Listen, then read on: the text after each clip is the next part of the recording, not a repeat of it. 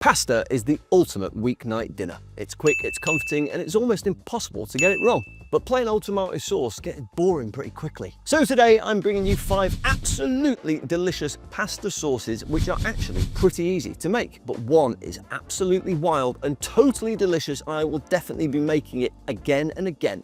Let's find out which one it is. First up, we've got Orzo puttanesca, which is salty and tangy and rich and deep and delicious. And we're using Orzo, which is a fantastic little pasta shape which cooks very quickly. So if you're short on time, this is the pasta shape for you. Let's get into the video. Oh my goodness, look at the color on it first and foremost. And basil works really well with tomatoes, obviously, but it goes great with capers and olives as well. Oh, there's me.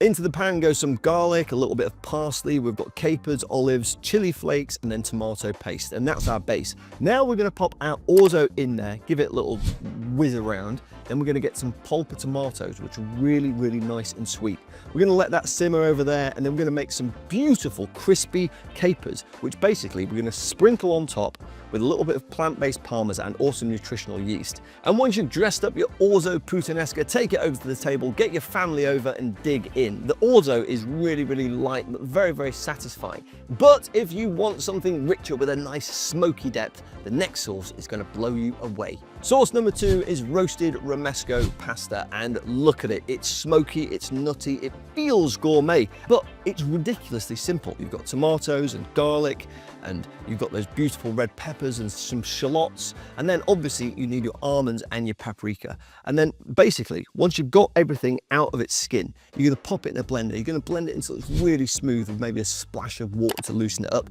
and then you're going to turn it through any pasta shape that you want to.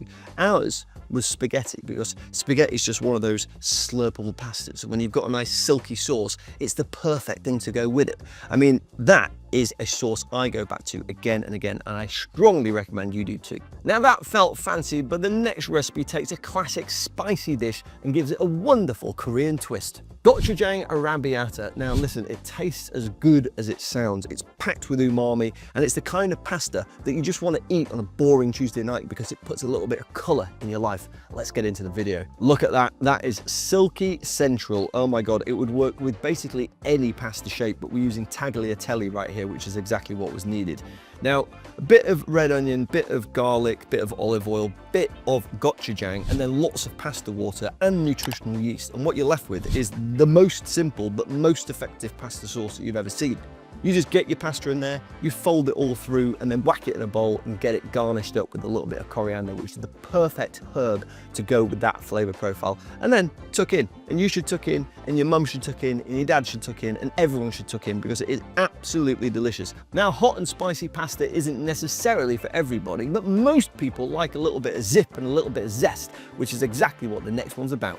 Fresh herbs, lemon zest, garlic, gremolata spaghetti is frankly summer in a bowl. And I love this recipe. You're going to love it too. Let's check out this video. One of the best things about this recipe is it's just so simple. I mean, watch it come together. You've got lemon, you've got garlic, you've got parsley, you've got lots of olive oil, chili, and a little bit of lemon. And you're going to stir that all around, nice and fresh and properly zippy, overcooked pasta with a little bit of pasta water. Then lemon zest, maybe a little bit of crunch from some hazelnuts, lots of nutritional yeast because that stuff is delicious. Top it off with a little bit of parsley, and then there you are. That is your dinner done. Now, I genuinely am a big fan of that, but I am also a big fan of our 5th and final recipe, which is the one that you have all been waiting for: hummus pasta. Yes, hummus. Now stir it into a hot pasta with a splash of cooking water, and it transforms into a creamy, silky sauce in seconds. It's the ultimate midweek hack. No chopping, no fuss, just comfort food very, very fast. Let's get into the video. And there it is in all of its lovely, silky, creamy glory. That is hummus pasta, and believe you me, it is delicious. Now, chickpeas are obviously the base ingredient. We've got a little bit of tahini, we've got some garlic, we put some sun-dried tomatoes in there for a little bit of flavor, and we blended it up until it's nice and creamy. Now we're just gonna fry up some extra veg. We've got some onions, we've got some sun-dried tomatoes, some dried herbs as well. Then introduce the hummus back into the pan. Add in a little bit of pasta water to loosen it all up, bang the pasta in there, and then pop your pasta into the bowls, take the bowls to the table, and wait for the adulation that you are going to receive from all of your dinner guests or your family or your friends. That ladies and gentlemen, is the recipe that surprised me the most, and I will make again and again and again. So there you have it, 5 delicious pasta sauces. And let me let you into a little secret. You might have noticed we made our own hummus right then, but you don't even need to. You can just buy store-bought hummus and use that, which basically means it becomes the easiest, most simple, most delicious pasta sauce of all time. And that's my personal favorite. You should definitely give it a whirl. If you do, let us know what you think about it in the comments below. Like, subscribe, and we'll see you again next time.